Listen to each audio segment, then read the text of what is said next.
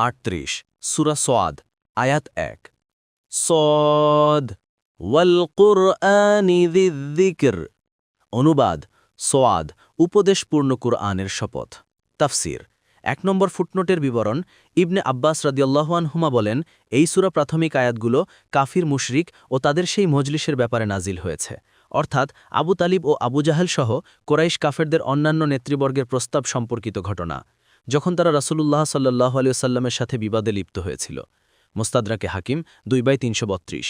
এই ঘটনার সংক্ষিপ্ত বিবরণ হচ্ছে এই যে রাসূলুল্লাহ সাল্লাল্লাহু আলাইহি ওয়াসাল্লামের পিতৃভ্য আবু তালিব ইসলাম গ্রহণ করা সত্ত্বেও ভ্রাতুষ্পুত্রের পুণ্য দেখাশোনা ও হেফাজত করে যাচ্ছিলেন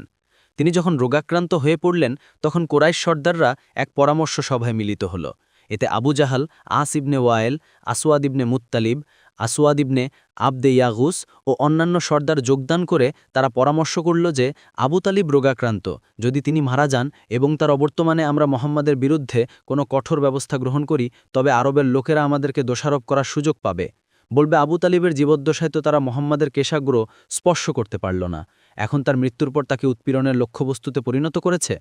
তাই আমরা আবু তালিব জীবিত থাকতেই তার সাথে মোহাম্মদের ব্যাপারে একটা মীমাংসায় উপনীত হতে চাই যাতে সে আমাদের দেবদেবীর নিন্দাবাদ পরিত্যাগ করে সে মতে তারা আবু তালিবের কাছে গিয়ে বলল আপনার ভ্রাতুষ্পুত্র আমাদের উপাস্য দেবদেবীর নিন্দা করে আবু তালিব রাসূলুল্লাহ সাল্লাল্লাহু আলাইহি সাল্লামকে মজলিসে ডেকে এনে বললেন ভ্রাতুষ্পুত্র এ কুরাইশ সর্দাররা তোমার বিরুদ্ধে অভিযোগ করছে যে তুমি নাকি তাদের উপাস্য দেবদেবীর নিন্দা করো তাদেরকে তাদের ধর্মে ছেড়ে দাও এবং তুমি আল্লাহর ইবাদত করে যাও অবশেষে রাসূলুল্লাহ সাল্লাল্লাহু আলাইহি সাল্লাম বললেন চাচা যান আমি কি তাদেরকে এমন বিষয়ের প্রতি দাওয়াত দেব না যাতে তাদের মঙ্গল রয়েছে আবু তালিব বললেন সে বিষয়টি কি তিনি বললেন আমি তাদেরকে এমন একটি কালিমা বলতে চাই যার বদৌলতে সমগ্র আরব তাদের সামনে মাথা নত করবে এবং তারা সমগ্র অনারবদের অধীশ্বর হয়ে যাবে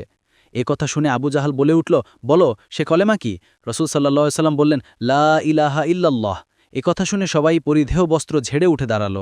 এবং বলল আমরা কি সমস্ত দেবদেবীকে পরিত্যাগ করে মাত্র একজনকে অবলম্বন করব এই যে বড়ই বিস্ময়কর ব্যাপার